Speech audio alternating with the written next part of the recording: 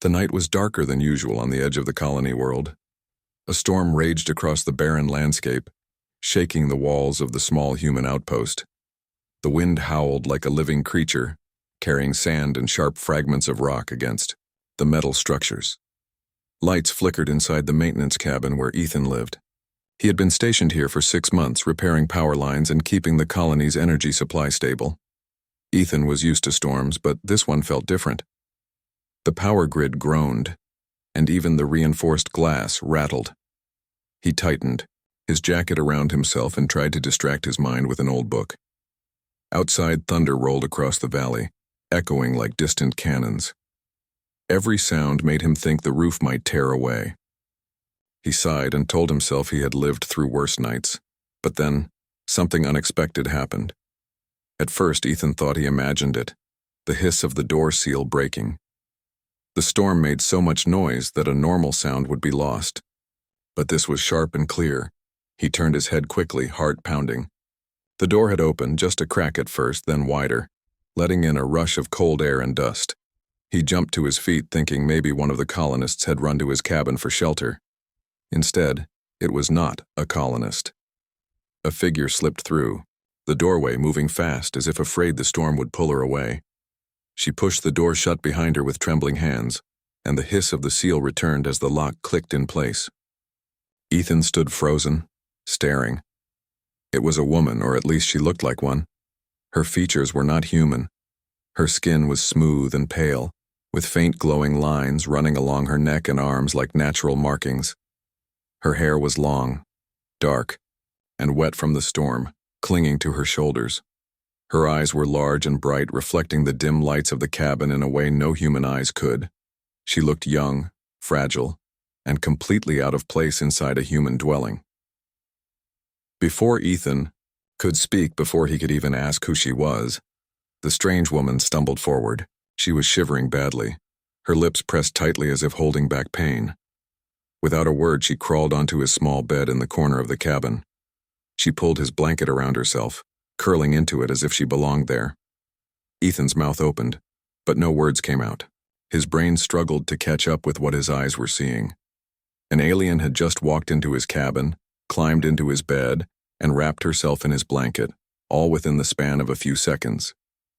He rubbed his eyes, wondering if exhaustion had finally made him hallucinate. Excuse me?" he managed, his voice shaking slightly. The woman turned her head slowly, her eyes glowing faintly, fixed on him. She looked tired, but there was a strange determination in her gaze. Her voice was soft, accented, but clear enough for him to understand. "Storm. Too strong. I need warmth." Ethan blinked, completely, unprepared for this answer. "Warmth?" he repeated. She nodded weakly. "Our bodies. Not like yours. Cold. Kills us fast. Close contact. Keeps us alive." Her words struck him harder than the thunder outside. She was telling the truth. Or at least she believed it. Ethan looked at her again, noticing how violently she shivered under the blanket. Her skin seemed almost icy in the dim light. She was fragile in a way that made his chest tighten. Still, his human instinct screamed that this was absurd. A stranger, an alien stranger, had just invaded his most private space. And yet, another part of him whispered that if he pushed her away, she might not survive the night. He swallowed hard, His face grew warm, not from the storm, but from the surreal situation. He cleared his throat and forced himself to speak calmly. You can stay. Just stay under the blanket. I don't understand what's going on, but I won't throw you out into that storm." The woman gave the smallest of smiles, though it looked weak. "Thank you, human." Ethan dragged a chair closer to the bed and sat down. He wrapped his arms around himself, still trying to believe what was happening. The storm outside screamed, but inside his cabin, silence stretched between them. He wanted to ask questions, so many questions. Who was she? Where did she come from? Why had she chosen his cabin out of all the others? But when he glanced at her again, he noticed her eyelids drooping. She was fighting to stay awake, and the trembling of her body had lessened slightly under the blanket. It felt wrong to disturb her now. He leaned back in the chair, staring at the ceiling, trying to calm his racing heart. The storm raged on, but his mind focused on the stranger in his bed. Time passed slowly. Ethan's thoughts swirled. He remembered stories the colony whispered, rumors of alien clans living in the wilderness, unseen but near. No one had ever confirmed them, and most dismissed the tales as fantasies. But here now, one of them was real, and she was sleeping in his bed. He rubbed his face with both hands, shaking his head. "This is insane," he muttered to himself. The storm continued through the night, but inside the cabin, warmth returned, little by little. The woman's breathing became steady. Ethan sat beside her, unable to sleep, his eyes flicking between the door and the bed. Every time lightning flashed, he saw the faint glow of the markings on her skin. They pulsed softly, like living patterns. At one point, she stirred and opened her eyes. For a moment, their gazes met again. She whispered something in her own language, words he could not understand, but the tone was soft and grateful. Then her eyes closed once more, and she drifted back into sleep. Ethan leaned back, his chest tight. He had not felt this kind of responsibility before, not during all his months of keeping machines running, not even when storms had threatened to tear the colony apart. This was different. This was someone depending on him directly, not for power or water, but for life itself. He knew tomorrow would bring questions he might not be ready to answer. But tonight, all he could do was keep watch. The storm outside roared louder, but inside his cabin, the air felt strangely calm. And despite the absurdity of it all, Ethan felt something stir in him, something unfamiliar and confusing. As the hours passed, one thought kept echoing in his mind. She chose my cabin. She chose me. And though he tried to ignore it, the heat in his face betrayed the truth. He was blushing, and no storm in the galaxy could hide it. The storm did not calm until morning. Ethan had hardly slept. He had sat most of the night in his chair, watching the strange woman in his bed as the winds howled outside. His thoughts kept racing, and every time lightning flashed, he caught sight of her glowing markings and soft features. When dawn finally came, the storm clouds thinned and sunlight touched the horizon with a pale gold light. The world outside looked washed and broken. Sand dunes had shifted, metal panels had been ripped from buildings, and long scars of lightning strikes cut across the valley floor. Inside the cabin, it was quiet now. Ethan stretched stiffly in his chair, his muscles aching from sitting too long. He glanced at the bed. The alien woman, she was still there, curled beneath the blanket. Her breathing was even calmer than before. For a long time, Ethan simply watched. He knew this moment could not last. Sooner or later, she would wake, and he would need to face questions he had avoided asking during the storm. He swallowed hard, trying to gather the courage. Finally, her eyes opened. The soft glow returned, and she blinked at the new light streaming through the window. For a moment, she looked around in confusion, as though surprised to find herself in a human dwelling. Then she saw Ethan sitting nearby. Their gazes met, and she gave a small nod of recognition. "You are still here?" she whispered. Ethan laughed nervously. "Of course I'm still here. This is my cabin. You're the one who crawled into my bed." The words slipped out before he could stop himself. Immediately, his face grew warm. It sounded far more awkward than he had meant. The woman tilted her head, her expression unreadable. Then, to his surprise, she gave a soft laugh, a sound gentle, like wind chimes. "Yes, I did." Ethan rubbed the back of his neck, embarrassed. "Why? I mean, I know you said you needed warmth, but why me? Why my cabin?" The woman sat up slowly, still holding the blanket around her shoulders. Her glowing lines flickered faintly as she moved. She looked thoughtful, as if searching for the right words. "My people," she began slowly. "We sense energy, not only heat but something deeper. Life itself. I was outside when the storm grew strong. I searched for a safe place. Among all the shelters, I felt your presence. It was steady, strong. I followed it. Ethan froze, his ears burning. She had chosen him because she sensed something in him. He wasn't sure if she meant physical warmth or something else entirely. The way she looked at him made his chest feel tight. He tried to hide his reaction by focusing on practical questions. "You're saying you can feel people?" "Yes," she said simply. "Your kind is different. Humans are strange, bright. My people cannot survive storms alone, but with your kind we are safe. Warmth is life." Her honesty left him flustered. Ethan leaned back in his chair, crossing his arms in an effort to seem calm. "Well, I guess I should be honored. But you know, barging into someone's cabin in the middle of the night is not exactly normal." The woman tilted her head again, puzzled. "Normal?" Ethan sighed, realizing how hard it would be to explain. "Humans, we value privacy.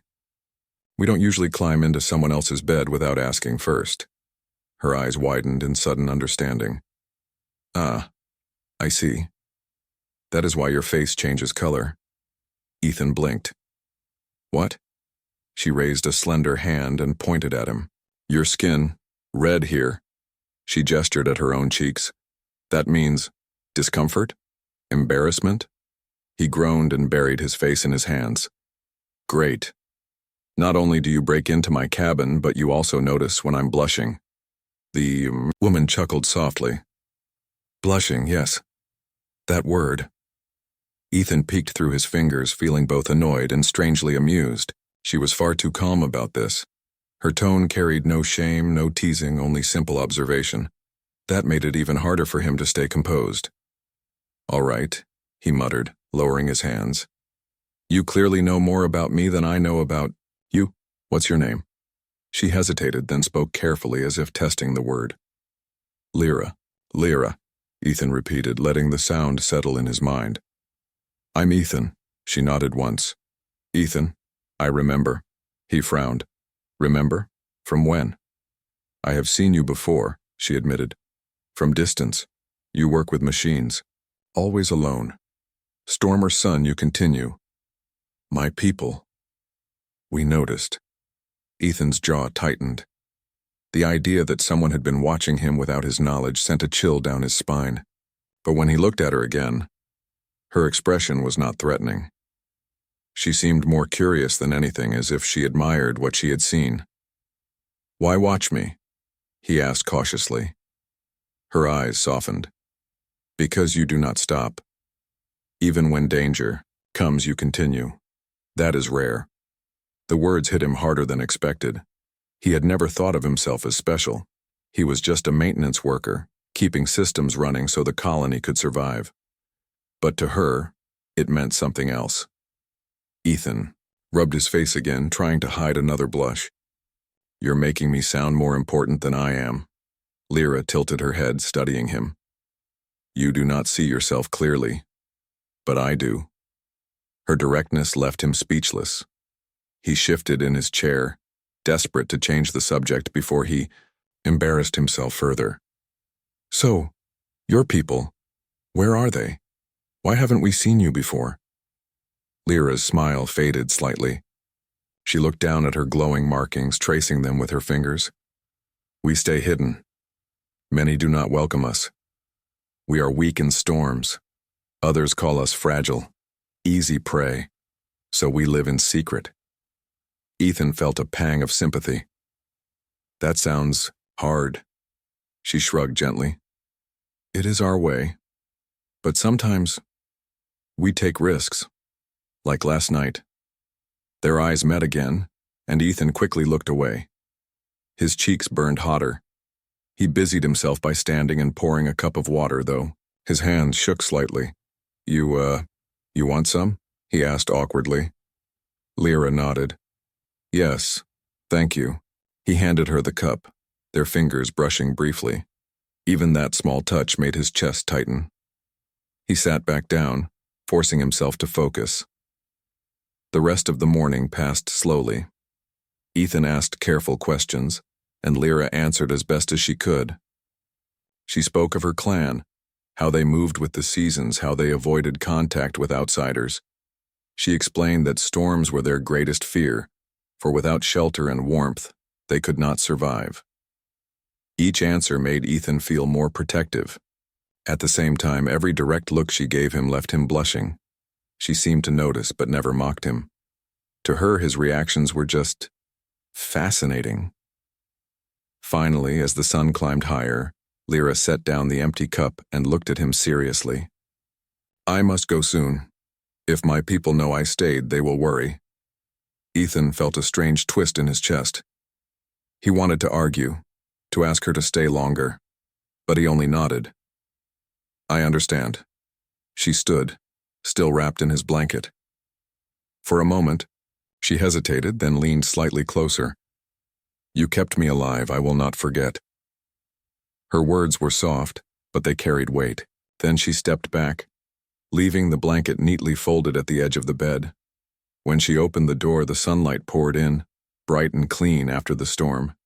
She paused once more, glancing at him over her shoulder. "Ethan, your blush is not weakness. It is human. I like it." Before he could reply, she slipped outside, disappearing into the new day. Ethan sat frozen, staring at the empty doorway, his face burning hotter than ever. The storm had ended, but inside him, something new had just begun. The days after the storm passed slowly, but Ethan could not shake the memory of Lyra. Every time he lay down in his bed, he thought of her curled beneath his blanket, shivering yet calm. Every time he caught himself staring at the valley through the cabin window, he wondered if she was out there hidden among the rocks or dunes watching him again. But life in the colony could not stop for his thoughts. The storm had left damage across the outpost. Power lines had fallen, storage tanks had cracked, and half the communication relays were down. The colony leaders pushed everyone to work harder to repair the systems. Ethan was given the task of checking the old tunnels beneath the outpost, where cables ran through narrow metal corridors. As he walked those dark tunnels with a light in one hand, his thoughts drifted back to her. He asked himself if their meeting had been a dream, but then he remembered her name, her voice, the way she had spoken so directly. No, it had been real. She was real. Still, he told himself to be careful. The colony had rules. Aliens were not trusted easily, not after years of scattered conflicts and misunderstandings with other species. If the leaders discovered that he had sheltered one in his cabin, they would not forgive him, and yet a part of him did not regret it. A shadow, at the edge 2 nights later, Ethan returned from repairing a broken relay and saw movement near his cabin. His heart leapt into his throat. He slowed, gripping the tool bag tighter. The figure moved quickly, slipping into the shadows between buildings. He hurried forward, and when he reached his door, he stopped. His cabin was quiet. No sign of intrusion this time. But when he stepped inside, he froze. On his bed lay a small object, a smooth stone, faintly glowing with blue light. He picked it up carefully. It was warm to the touch, and strange patterns were carved into its surface. It was nothing like human craft. He whispered her name. Lyra. She had been here, and she had left him a gift. Ethan's chest tightened. The object was beautiful but also dangerous. If someone else saw it, they would ask questions. Too many questions. He hid it in a metal case beneath the floor panel, where he kept old tools. No one bothered to check. For hours that night he stared at the ceiling, unable to sleep. He knew this was no accident. She had risked coming back to him. But why? Rumors in the colony. The next morning, while Ethan worked with a team to repair power conduits, he overheard whispers. 2 colonists talked in hushed voices near the equipment. Tracks. Outside the perimeter, one said. Not human, too light, too long between steps. You think it's them? The other asked nervously. The hidden ones. Ethan kept his head down, pretending to focus on tightening a bolt. His stomach twisted. They had noticed signs. Lyra's people were being discovered. Later, in the mess hall, the rumors spread further. Some said they had seen shadows at night. Others claimed to hear strange voices carried on the wind. Suspicion grew. The colony leaders warned everyone to stay alert. Ethan felt a heavy weight pressing on him. He knew who they were talking about. He knew who had left those tracks. But he said nothing. Lyra returns. That night, as Ethan checked the tunnel entrances again, he heard a soft sound, barely more than a whisper. He turned, and there she was. Lyra stood at the edge of the shadows, her markings faintly glowing in the darkness. Her eyes locked onto his, calm but serious. "You should not be here," Ethan whispered sharply. "It's too dangerous. People are starting to notice." She stepped closer. "I had to see you." His chest tightened again. He wanted to scold her, but the words caught in his throat. "Why?" he finally asked. Her gaze softened. "Because you kept me safe. Because you did not tell them. You could have, but you did not." Ethan swallowed hard. "They wouldn't understand. They'd think you're a threat." "And am I?" she asked quietly. He looked at her. Really. Looked at her. Fragile yet strong, direct yet gentle. "No," he admitted. "You're not." Her lips curved into the faintest smile. "Then I was right to trust you." A dangerous truth. They walked deeper into the tunnels, away from the colony's eyes. There, Lyra spoke more freely. She told Ethan that her people had lived near the human colony for years, always hiding, always avoiding notice. They were not warriors, not hunters. They survived quietly, moving when storms came, relying on warmth and secrecy. But now, she said, others had found them, rival aliens, stronger and merciless. These outsiders hunted her clan, calling them weak. That was why she had been alone, in the storm. She had been separated while running from them. Ethan listened in silence, anger rising in his chest. "They're chasing you? Here?" She nodded gravely. "Yes. If they find us, they will destroy us. And if your people are near, they will be in danger too." Ethan clenched his fists. The colony leaders needed to know, but he could not tell them without exposing her. He was trapped between duty and loyalty. "You can't stay close to the colony," he warned.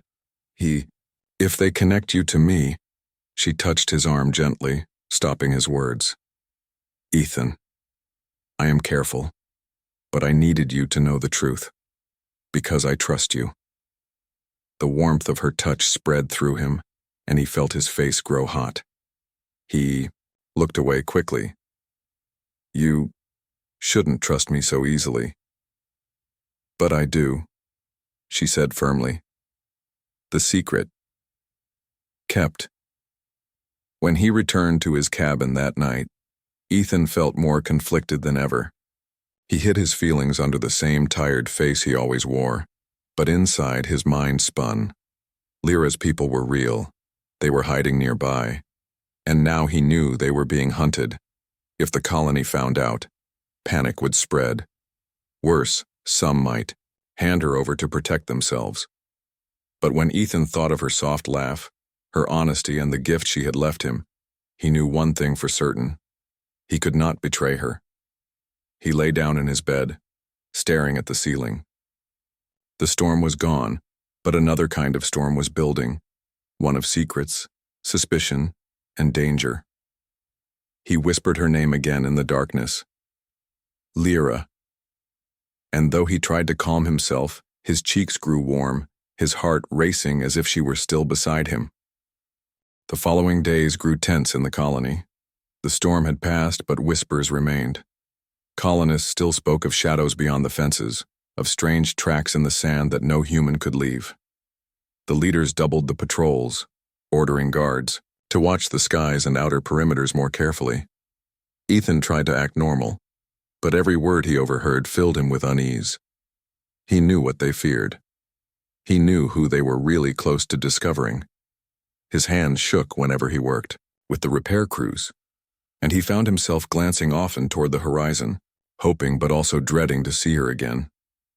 Then one night, the dread became real. Alarms in the darkness. It was late when the colony's alarm sirens split the quiet air. Red lights flashed across the outpost. Ethan stumbled from his cabin, heart racing. Around him, colonists hurried into defensive positions. Guards rushed to the gates, rifles in hand. The air was heavy, filled with tension. "What is it?" Ethan asked one of the technicians as he passed. The man's face was pale. Not human. Ships, small crafts, landed beyond the ridge. Ethan froze. He knew at once who it must be. Not Lyra's clan, but the ones who hunted them. He ran toward the control post, pretending he had been called to help with the systems. From the viewing screens he saw them. Dark figures moving across the sand. Tall, armored, carrying weapons. They walked with confidence, unafraid of the storm-scarred ground. One of them raised a hand, signaling. A distorted voice carried through, an amplifier. "Humans, you shelter prey, surrender them to us." The word sent a cold shock through the colony. Murmurs rippled through the crowd. Shelter prey? What did that mean? Ethan's chest tightened. He knew exactly what it meant.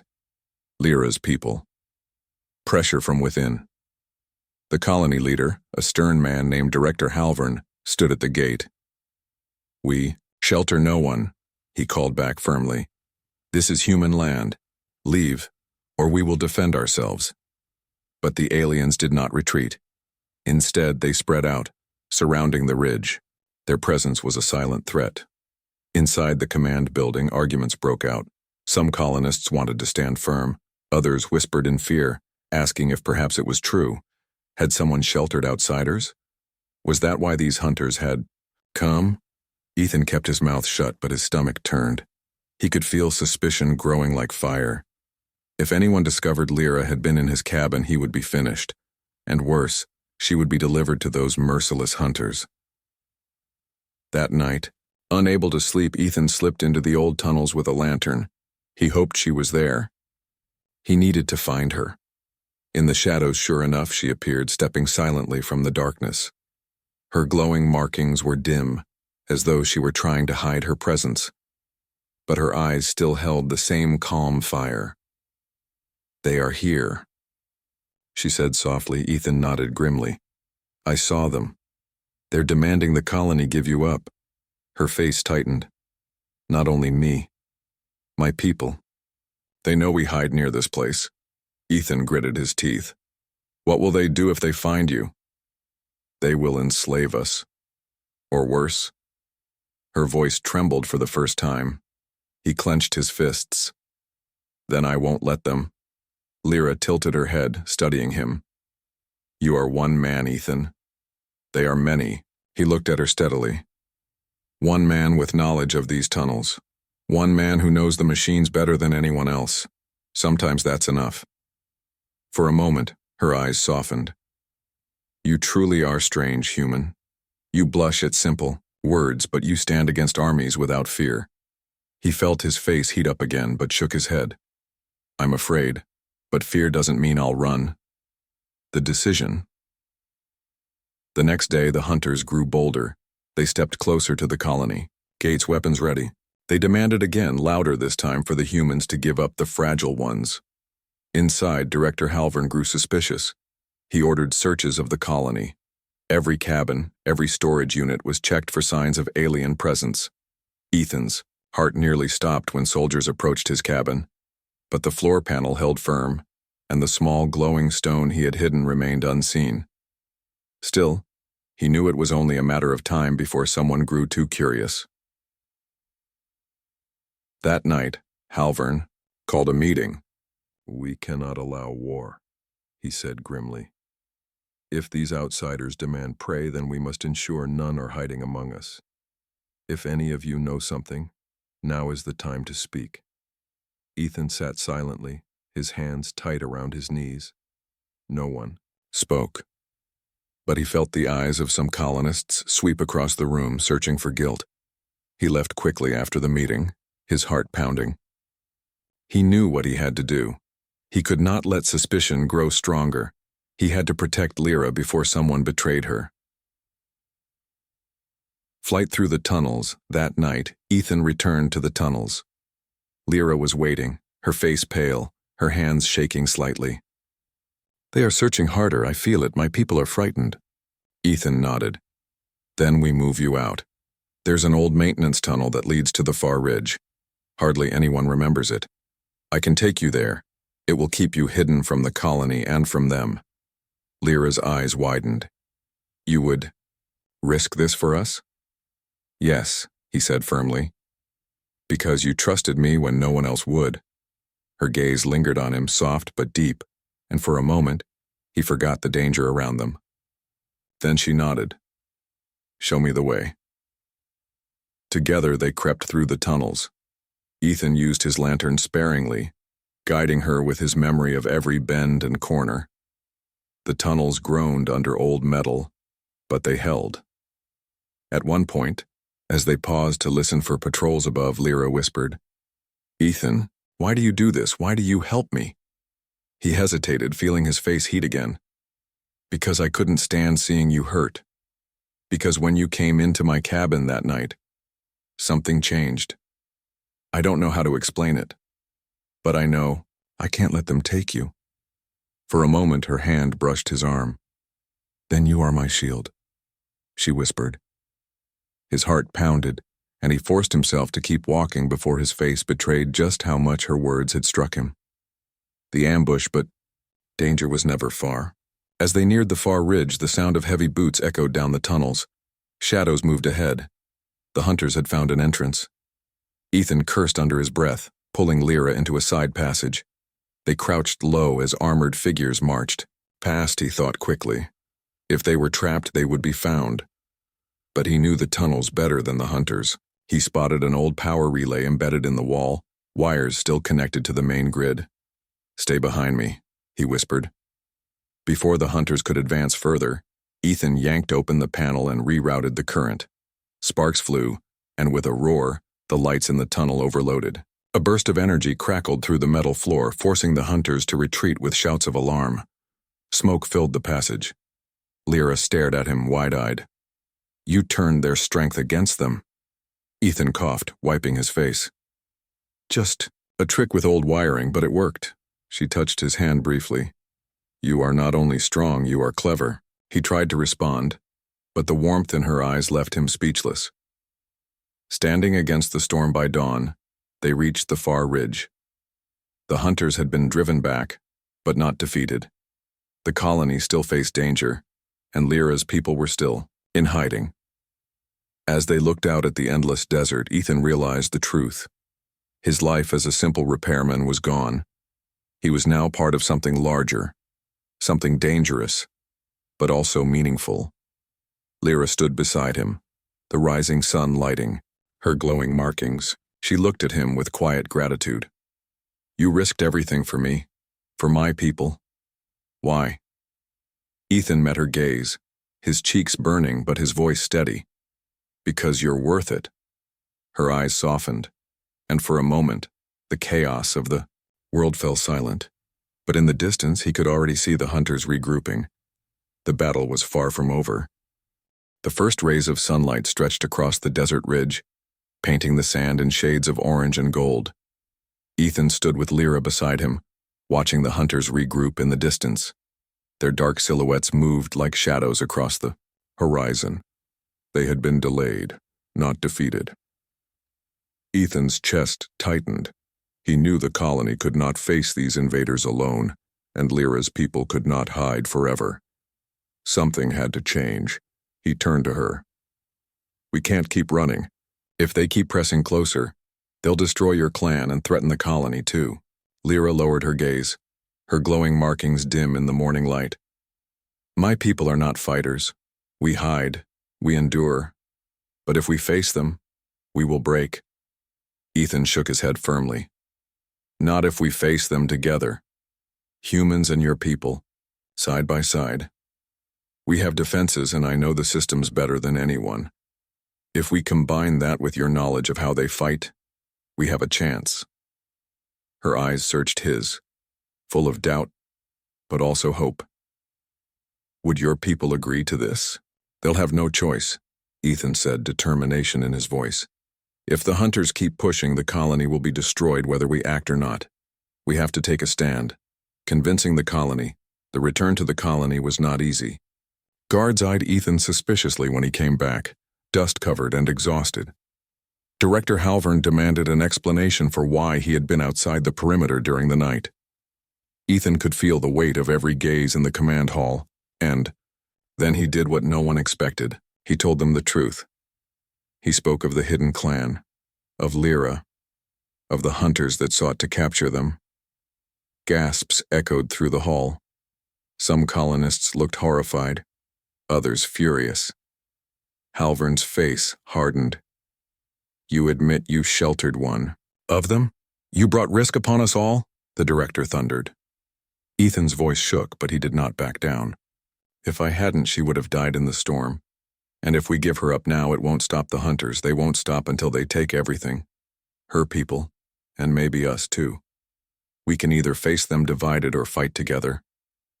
Silence followed his words. For a moment, Ethan feared they would cast him out. But then a voice rose from the crowd, an older colonist, weary but wise. He's right. We can't win alone.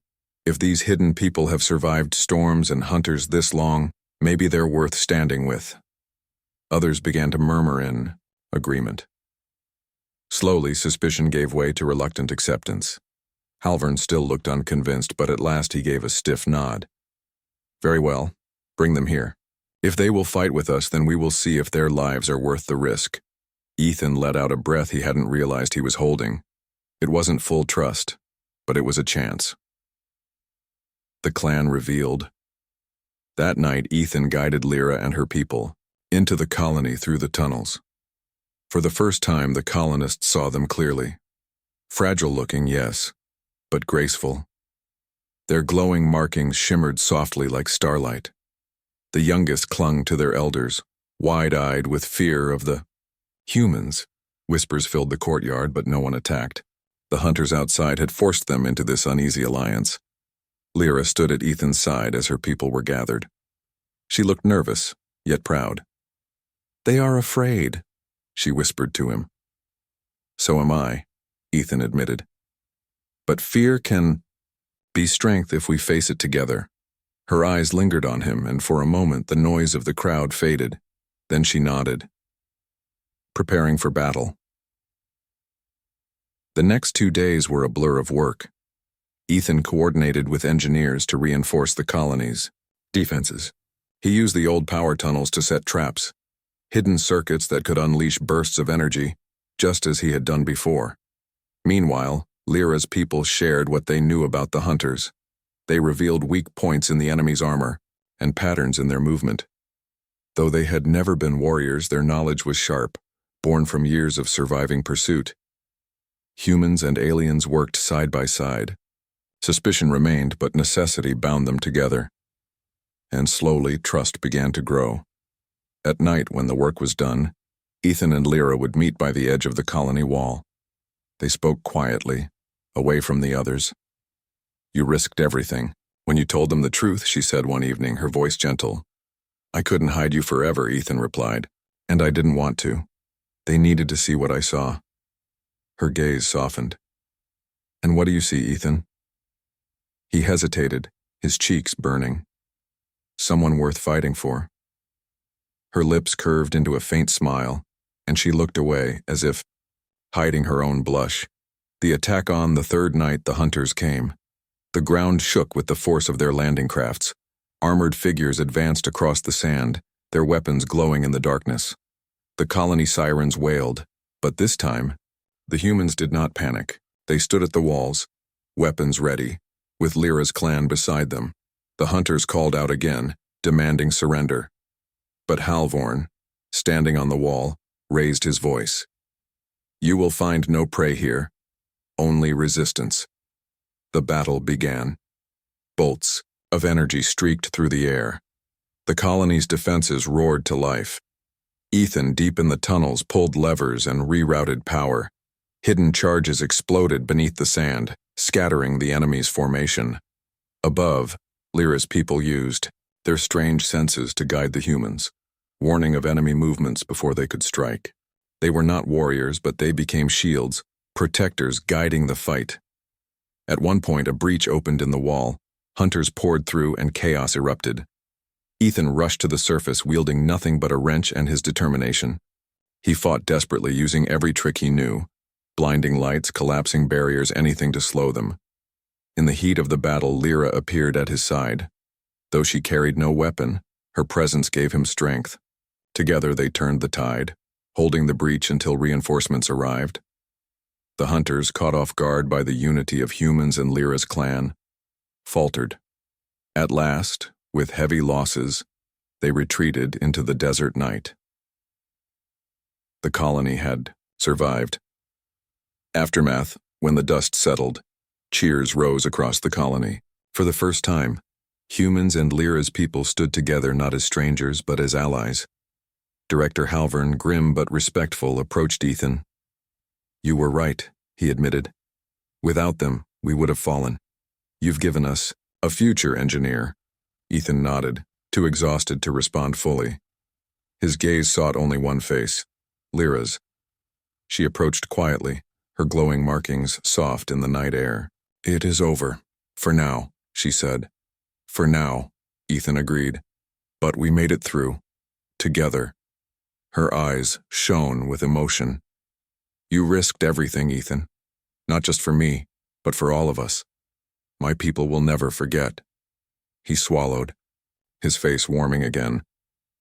"I didn't do it for glory. I did it because I couldn't stand losing you." For a long moment, silence hung between them, broken only by the crackle of distant fires. Then slowly she reached for his hand. Her touch was soft, her gaze steady. "You are more than human to me," she whispered. "You are my protector, my chosen." Ethan's heart raced. He squeezed her hand gently, unable to speak, but his blush spoke for him. A bond beyond the storm. The weeks that followed, life in the colony changed. Lyra's people no longer hid in the shadows. They worked beside humans, sharing skills, learning new ones. Trust grew, fragile but real. Ethan's life changed most of all.